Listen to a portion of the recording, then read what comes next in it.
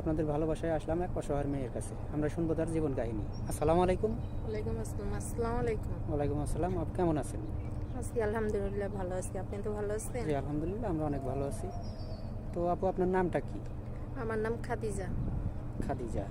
Home district মানে দেশের বাড়ি কোথায়? বগুড়া শেরপুর। বগুড়া শেরপুর। ও আচ্ছা। তো এই কি মুসলমান? হ্যাঁ, আমি ইসলাম ধর্ম। ও, কোরআন শরীফ পড়তে পারেন? নামাজ কালাম পড়েন?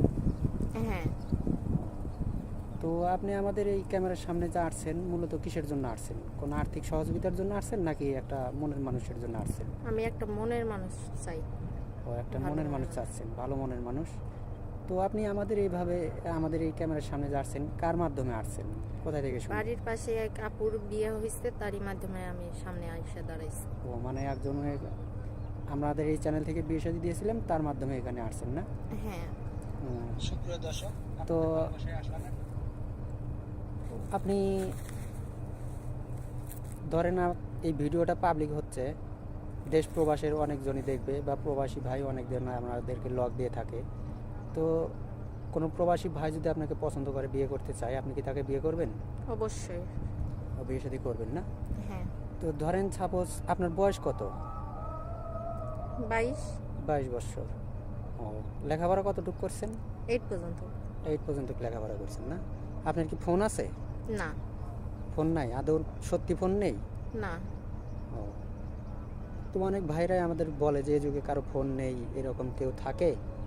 তো আসলেও আপনার ফোন নেই, সত্যি না? হ্যাঁ, সত্যই আমার ফোন নাই। ও, ধরেন অনেক প্রবাসী ভাইয়ের বয়স হয়ে গেছে, আপনার বয়সটা 22 বছর চলে।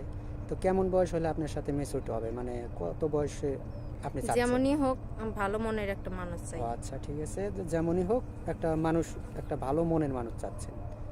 তো হ্যাঁ, তো ধরেন যে অনেক প্রবাসী ভাইয়ের বউ আছে, বাচ্চা আছে, তারপরেও আর একটা বিয়ে করতে করতে চাচ্ছে। তো আপনি কি এরকম হলে কি বিয়ে শাদী করবেন? হ্যাঁ। করবেন না? ধরেন অনেক প্রবাসী ভাইয়ের বউ পরকীয়া করে চলে গেছে, একটা বেবি রেখে গেছে, সে বেবিকে তো কষ্ট দিবেন না? না, নিজের সন্তানের মতো দেখবেন তো? অবশ্যই। ও আচ্ছা, ঠিক আছে। তো ধরেন যে অনেক প্রবাসী ভাই বিয়ে শাদী করে আপনাকে দেশে রেখে গেল, আপনি তো অন্য ছেলের সাথে পরকীয়া করবেন না? অসম্ভব। সত্যি বলছেন তো? হ্যাঁ, ও সত্যি। আচ্ছা। তো ধরেন যে অনেক প্রবাসী ভাই বইয়ের নামে টাকা পয়সা ব্যাংকে রাখে, সাপোজ টাকা পয়সার লোভে তো আপনি আবার পরকীয়া করে চলে যাবেন না? না, না, না, সত্যি? সত্য। ও আচ্ছা। তো এখন আপনার পরিবারে কে কে আছে? আমার পরিবারে ছোট একটা ভাই আছে, আমি ঠিক বড়। আর আব্বু অসুস্থ, আম্মু মানুষের বাসায় কাজ করে। ও, অন্যের বাসায় কাজ করে? হ্যাঁ। মানে আপনাদের পরিবারটা অনেক কষ্টে চলে নাকি? হ্যাঁ, ও, আপনি কিছু করেন না? আমি আগে চাকরি করছি, তারপরে অসুস্থ কারণে বাড়িতে চলে গেছি।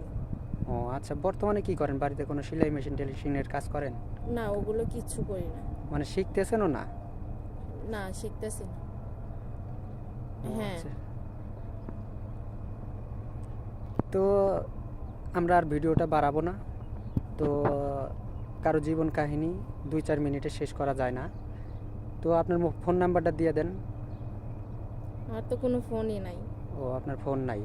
ভাই, আপনারা সবাই শুনতে পারলেন যে তার মেয়েটার কোনো ফোন নেই। আমাদের নাম্বার দেওয়া থাকবে, মানে ইউটিউব কর্তৃপক্ষের নাম্বার দেওয়া থাকবে।